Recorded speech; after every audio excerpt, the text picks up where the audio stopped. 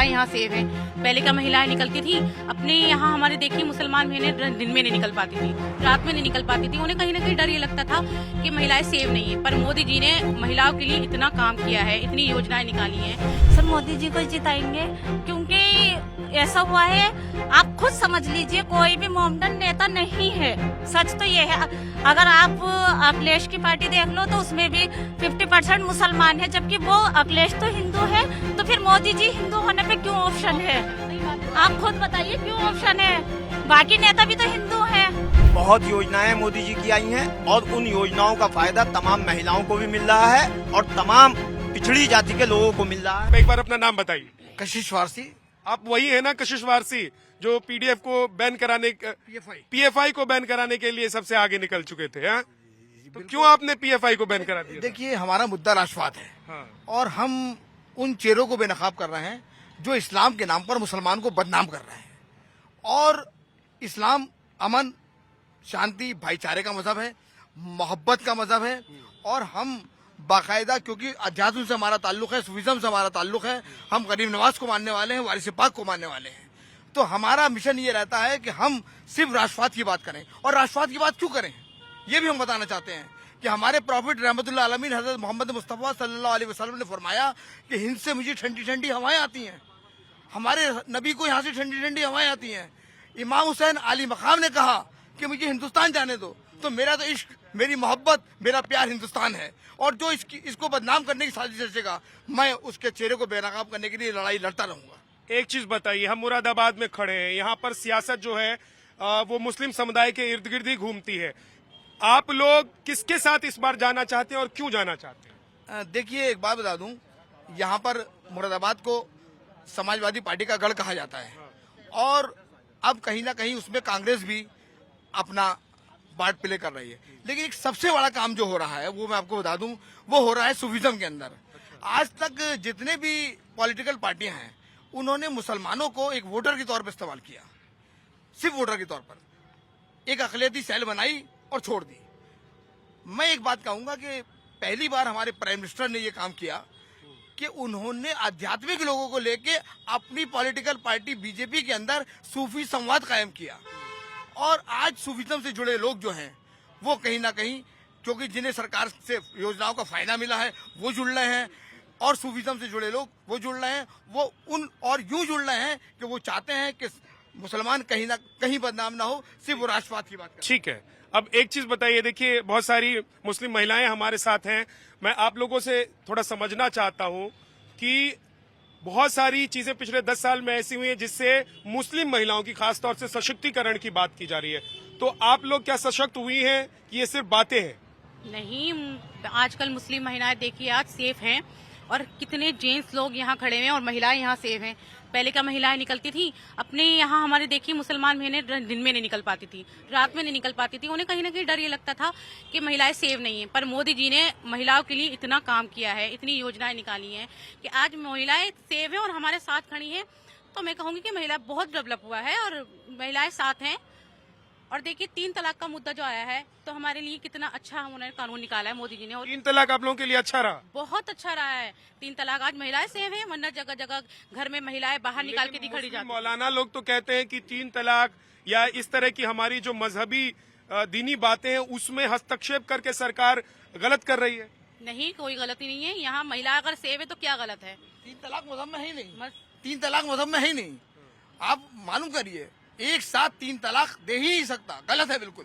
ये तो इससे क्या फायदा हुआ है, इससे महिलाओं को क्या फायदा हुआ है? और अब क्या 24 में आप लोग उस पार्टी या उस सरकार के साथ जाना चाहेंगे जो वर्तमान में सत्ता में है, या फिर आप लोग मन बदलना चाहती है? नहीं, हम बिल्कुल मन नहीं बदलेंगे अपना। इस बार तो हम बिल्कुल पक्के पे हैं और देंगे, मोदी जी को आगे बढ़ाएंगे, क्योंकि हमारे लिए काम मोदी जी ने बहुत अच्छा किया है। क्योंकि मुस्लिम के लिए जो काम किया है ना, वो आज तक किसी सरकार ने नहीं किया है। एक माता जी थोड़ा सा आगे आइए, आगे आ जाइए। हाँ, और ये बताइए कि ओवैसी जैसे नेता हैं, एसटी हसन तो यहीं से आपके यहाँ से आते हैं, वो सब कहते हैं कि अभी हल्द्वानी वाला कांड हो गया तो एसटी हसन साहब ने कह दिया कि बम फूट गया, छोटी छोटी बातें हो रही थी और वो फिर ब्लास्ट हो गया। तो ऐसे नेताओं की बात आप लोगों को हजम होती है, या सिर्फ मोदी जी का सबका साथ सबका विकास वाली बात समझ में आती है? सर, सबका साथ सबका विकास, मोदी जी की बात समझ आती है। आप लोग क्या करेंगे इस बार 24 के चुनाव में? सर मोदी जी को जिताएंगे, क्योंकि ऐसा हुआ है, आप खुद समझ लीजिए, कोई भी मोमडन नेता नहीं है। सच तो ये है, अगर आप अखिलेश की पार्टी देख लो तो उसमें भी 50% मुसलमान है, जबकि वो अखिलेश तो हिंदू है, तो फिर मोदी जी हिंदू होने पे क्यों ऑप्शन है? सही बात है। आप खुद बताइए क्यों ऑप्शन है? बाकी नेता भी तो हिंदू हैं। जब हम मोदी के साथ रहेंगे तो मोदी हमारी सपोर्ट में भी रहेंगे। तो ऐसे में तो कहीं 50-50 ना हो जाए, इधर घर के पुरुष चले जाएंगे दूसरी राजनीतिक पार्टियों के साथ और महिलाएं मोदी जी के सर साथ। आप जानते नहीं, युवा पीढ़ी बहुत आगे है, पुरुषों से आगे पहुंच चुकी है। हाँ। आजकल युवा पीढ़ी समझदार भी है, पढ़ी लिखी भी है। अच्छा। उसे अंधे का और उसे इतना इसमें बोला नहीं जाएगा, अच्छे बुरे का अच्छे से पता है, समझ है। हाँ? अच्छे बुरे की समझ है। आजकल युवा जानता है कि उसे कहाँ जाना है। मुसलमान को ना वोट बैंक के हिसाब से यूज किया गया था। एक तेजपात के पत्ते की तरह मुसलमान को यूज किया गया था कि यूज किया और बाहर निकाल के फेंक दिया, और जब बिरयानी बन जाती है तो मजे मजे में खा लिया जाता था। वैसे ही आज मुसलमान को पहचान लिया गया है और देख लिया गया है कि तेजपात पत्ता नहीं बनना है, उसको पूरी बिरयानी में यूज किया जाता है। तो इसलिए वोट जाएगा तो मोदी जी को ही जाएगा। तेजपात का पत्ता नहीं बनना है। क्या नाम है जी आपका? सलाहुद्दीन मंसूरी। मंसूरी भाई, ये महिलाएं देखिए एकदम कह रही है कि अब तो डर भी नहीं लगता, इतने सारे पुरुषों के बीच में खड़ी होकर एकदम आवाज बुलंद कर रही हैं। ये सब बदलाव आप लोगों को अच्छा लगता है? देखिए, हमारे यहाँ मुरादाबाद के अंदर जो हमारा जिले का प्रशासन, पुलिस प्रशासन है, उसकी भूमिका इसके अंदर बहुत बड़ी है। क्यों आज ये महिलाएं जो निकल रही हैं, ये हमारे कप्तान साहब, एसपी सिटी साहब और ये डीएम साहब, ये सब इनकी भूमिका बहुत अच्छी है। कि मतलब ये जितने भी गुंडे या बदमाश हैं, किसी तरह का कोई भी सड़कों पर। आप लोगों को लगता है कि सरकारों ने कुछ ऐसी नीति, नियत और योजनाएं दिखाई हैं, लेकर आए हैं, कुछ ऐसे एक बदलाव किए हैं कानून में जिससे मुस्लिम महिलाएं सशक्त हुई हैं? बहुत योजनाएं मोदी जी की आई हैं और उन योजनाओं का फायदा तमाम महिलाओं को भी मिल रहा है और तमाम पिछड़ी जाति के लोगों को मिल रहा है। आप भी मोदी जी के भक्त हैं? देखिए, बात सुनिए, भक्त वाली बात यह है कि 70 साल के अंदर आज तक सारी पार्टियों से मुसलमान लुटता चला आया है, उसके वोट पर राज किया है। आज मुसलमान अगर जागा है तो इसमें क्या बात, भक्ति की क्या बात आ गई? भक्ति की क्या बात आ गई इसके अंदर? आज अगर मुसलमान जागा है और वो कह रहा है कि जो काम देश के अंदर कर रहा है हम उसके साथ खड़े हैं, तो फिर इसमें भक्ति की क्या बात होती है? मुसलमान कैसे जागा है, सोया हुआ कैसे था? आज तक मुसलमान लुटता ही चला आया 70 साल के अंदर। जब चुनाव आया तो उसके वोट का इस्तेमाल किया और वोट का इस्तेमाल करने के बाद पीछे से बीजेपी को समर्थन कर दिया या कांग्रेस को समर्थन कर दिया, अपनी जान बचा ली आईटी से और सीबीआई से और उससे ईडी से।